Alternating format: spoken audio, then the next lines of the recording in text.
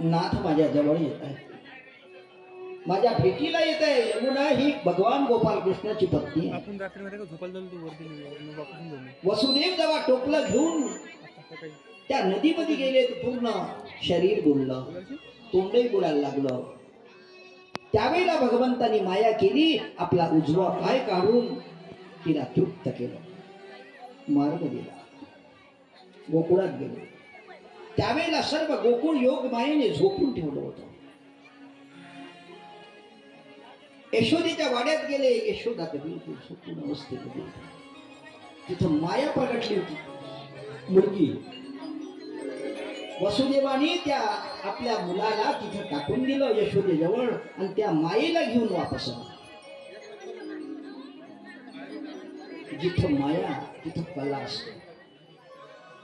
देव डोक्यावर घेतला होता वसुदेवानी, तेव्हा सर्व कुल्प बंधन तुटले होते आणि तिकडून मायेला जवळ डोक्यावर आणलं वापस कैदीमध्ये, तर सर्व बंधनात पडत पुन्हा म्हणून देवाला डोक्यावर घेऊन, मायेला डोक्यावर घेऊन,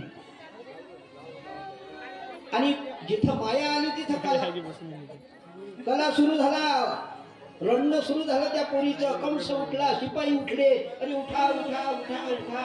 8वा झाला, कारण 8व्यापासून त्याचा मृत्यू होता। अरे 8वा होत, थरथर कापत होता, 6 मारले होते। 7वा रोहिणीच्या पोटात गर्भ गेला होता योग मायेने। 8व्या वेळेला भगवंताचा स्वयं तिच्या समोर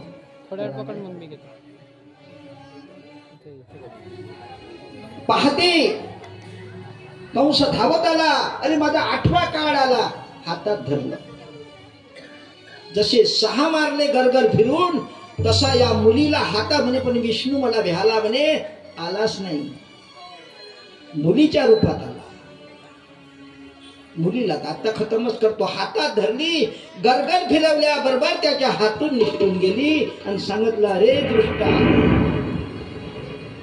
अरे तू का मला मारतो आणि तुला मारणारा गोकुळामध्ये वाढत आहे।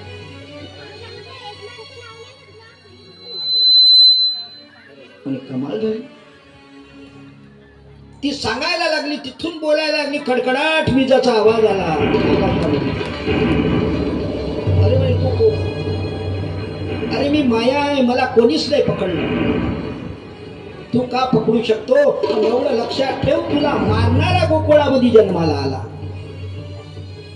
मला मारणारा गोकुळात जन्माला आला, एवढा मोठा पाघळा लावला मी।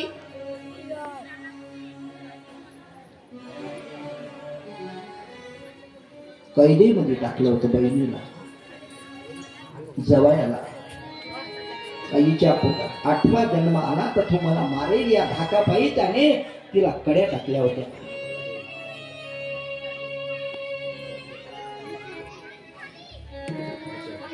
एवढा बंदोबस्त केल्यावरही तो 8वा तिथं कसा गेला म्हणून त्याने योजना केली। इकडे काय झालं, सकाळचा प्रसंग आला।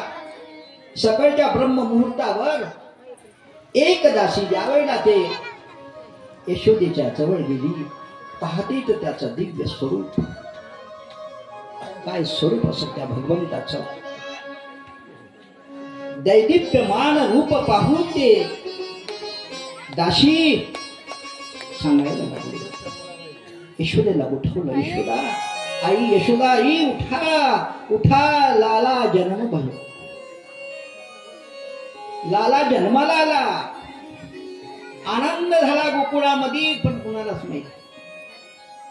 झाड झुडप पक्षू पक्षी चिवचिव चिवचिव करायला लागले, वारा हलायला लागला, वारा येऊन संपूर्ण झाडायला लागली, जागा झाडायला लागली। एवढा मोठा